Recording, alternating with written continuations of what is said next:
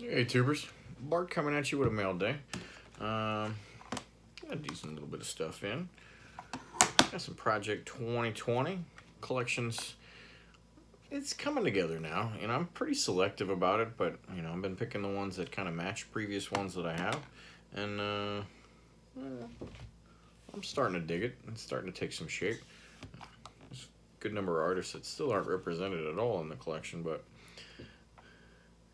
some of them that are consistent keep getting picked up. So these first two here, I actually didn't get from Topps. For the first time since the very beginning, I bought these off of eBay because some of these cards are just going for the cheap. So between this one and the next one, I paid like 10 for one and 12 for the other shipped. So pretty good deal. You're paying 20 bucks buying a single on Topps. But there's the Dwight Gooden from Ben Baller, and his collection's coming along nicely with kind of the all black and a little bit of bling to it. This one at this point has no place in the collection. This is my first Ermsey, and I didn't get it when it first came out. I liked it, this Jeter one, but none of the other Ermseys have really grabbed me. I think they have some really cool elements in them, but these little jet trails and stuff that he's been putting in them, a whole lot of them have like cut a dude's face in half or something like that, and it just kind of weirds me out, or just either some of them weirded me out and some of them I just didn't care for, because it just kind of jacked the player up themselves a little bit too much. But I dug this one, so I'm hoping maybe there's 2 or 3 others in the 20 card collection that will kind of grab my eye, so I can have a little Ermsey niche. But I do like the artistry of it, and it's clear that this is an artistic rendering of the card. So got those on the cheap. And then got 2 from Topps in. Of course, my fave, Sophia Chang. Not necessarily her best work in there, but digging it, and it fits well with the others. So this is my 6th Chang in hand. I think it's up to 9 or so that actually have been gone for sale and everything like that. But the Ricky Henderson, pretty nice. And then another Ben Baller. Got the Jeter with the number 2 gold chain, which is pretty sweet. Mr. November. So happy to grab those. Let's see here. A couple Niners football. 1987 Ace Fact Pack. These are pretty rare. I have these. I have the whole set except the Joe Montana in raw, and then I've got a couple graded. I did not have these next 2 graded, and for the starting bid that I put in on them, and then nobody else bid on, why not just grab them? Because it's a pipe dream to get a 9 on these things. So I thought an 8 was about as good as I'll ever get, and I think I've subbed 1 or 2 and nailed like some 6s and stuff like that. So I got the Roger Craig in an 8, and I got Randy Cross in a mint 9. So the big difference on the Craig is just the centering there, but pretty good grades. Got them for the right price on a decent starting bid, and nobody bid me up. So those will look nice with some others there. Another 8. I don't like picking up 8s too much, but when it is, that's a whole lot of glare there.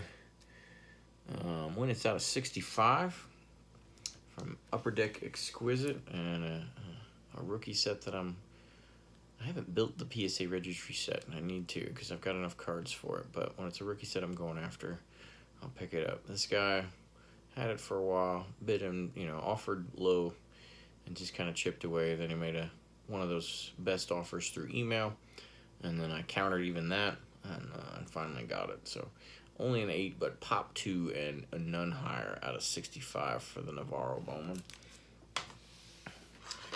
And picked up this. Was a $19 starting bid. Nobody else bid on it. I've seen these go for 50 bucks, so I thought that was a pretty good steal for the mint 9. Doesn't belong to enough big sets or anything like that I'm doing to warrant the $200 purchase for the PSA 10. So a nice set filler in the mint 9 for all-time Ravens, all-time rushers, 2,000-yard club, that type of thing. Pretty cool, Jamal Lewis. And then some baseball, vintage type for the most part.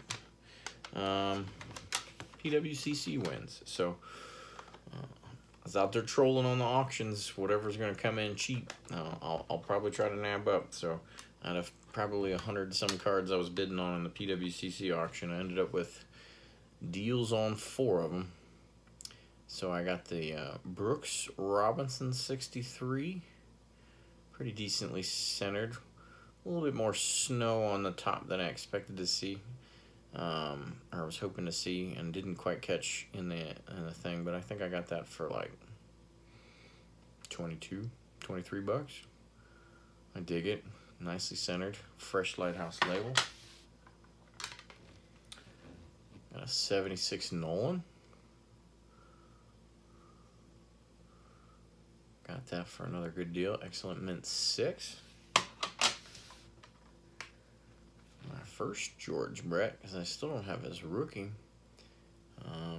It's gonna get it a 7, and that thing has been creeping up, and it's more than I want to get after. So I'll have to be looking for a 6.5 or something. But got the 76, the second year George Brett,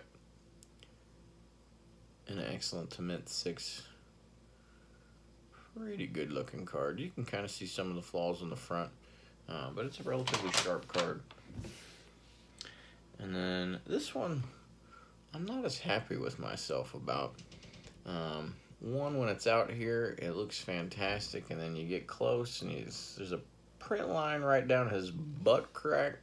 And then this card in an 8 has kind of been going down, so I paid $1 or $2 more than I probably needed to. And that happens when auctions are ending. You run out of time to look up comps and what they're going for in that moment or whatever. But finally picked one of these up, but he's just too big of a rookie. I should have gotten it in a 9. Should have gotten it in a 9 a long time ago. How many cards are we saying that about nowadays? But decent placeholder for now, and then I'll get my act together at some point and get a 9. But he was somebody I watched too much, had too much respect for, so I just want a nicer version of that. And but I've been slow because it's not the greatest looking of cards. Let's be honest. If it didn't have his picture there, all we'd be looking at is some dude's backside running away. A faceless man too, because you can't really see anything. You can't see his name or anything. So it doesn't have any of the cool logos or stuff I'm looking for in most cards. But and that's just driven me to be a little bit slower on that. And it's not necessarily hard to come by, but obviously the prices have gone up. But another card needed kind of to have the real cards, the real versions of as many Project 2020s as I can have. So happy to have that. I have one more Project 2020 inspired card on the way, and then I also have one at PSA right now. It's not going to do well. I got the Jeter Tops just because I had it forever. That thing's going to get a 6 or a 7, but I got one coming back at some point. 302 cards. It was accepted February 29th. Sat at step 3 for just about 6 months, and then it went from step 3 to number 7, step before they ship them, basically, with the quickness within about a week and a half. I am trying. This could be the first time, which would be awesome, especially after 302 cards, but I am trying to not look at the grades. No promises. But we'll see. It depends on where they catch me. If you need that pick me up and you're at work and you see the little email pop in and says your grades are available, it's gonna be tough, right? Or if it's one of those ones where it's gonna be a while till I get the cards or something like that. But I don't want to buy anything because I gotta pay for these slabs of 300 cards. We'll see. But fingers crossed that I can stay strong and keep the willpower. But that's what I got for you. Happy Thursday. Thanks for watching. Later.